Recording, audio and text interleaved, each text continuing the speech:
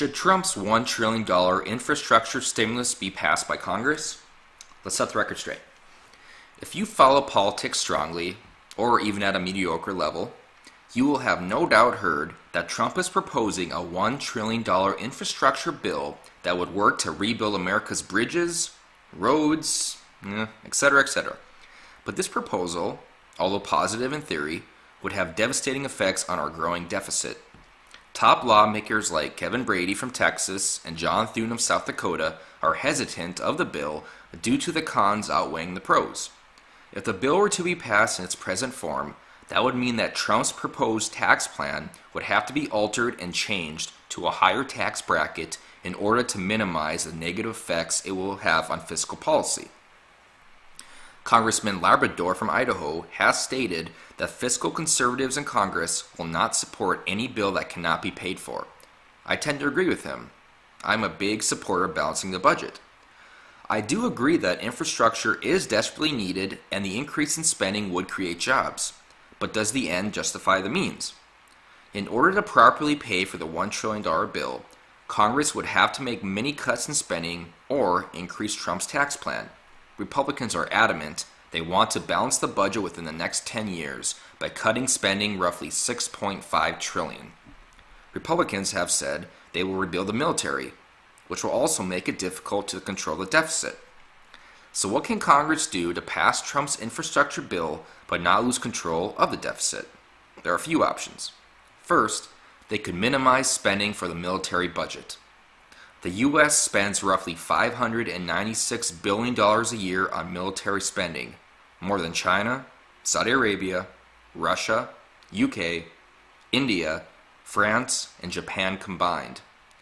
So instead of rebuilding the military, the U.S. should cut spending on obsolete military areas and allocate that money to other areas of military that's needed, if there are any. Then they should use the excess funds toward the infrastructure bill or other areas. It's possible to still have a strong military yet cut military spending, and this would play an important role in deciding about the infrastructure bill. Next, Congress could completely remove Obamacare and cut entitlements. If they cut them enough to minimize the impact toward the deficit, this could also help with the spending bill. But Trump will also need to renegotiate trade deals. If Trump is able to reduce the trade deficits largely enough, the removal of Obamacare, cuts in entitlements, and trade negotiations should be adequate enough to fund the bill. Lastly, this is what I recommend. Congress could repeal the Federal Reserve Act of 1913. The Federal Reserve Act is a privately owned bank that only acts as a ledger for Congress when we borrow money from them. Estimates show that we pay the Federal Reserve roughly $500 billion a year on interest payments, an obscene amount. If Congress refuses to repeal the Fed, Trump could reenact JFK's Executive Order 11110, which allows the Treasury to print their own notes, which would, in essence, dismantle the Federal Reserve. Abe Lincoln instituted the Greenback Law, which bypassed borrowing money from a central bank, which allowed Lincoln to print debt-free money. Congress and Trump could do the same, which will save us trillions a decade. Dismantle the Fed, and America can pay for anything they want and still balance the budget. So in conclusion, at its current form, Trump's infrastructure bill should not be passed due to the negative effects it will have on the deficit. He should reduce the amount from $1 trillion to a more sustainable level.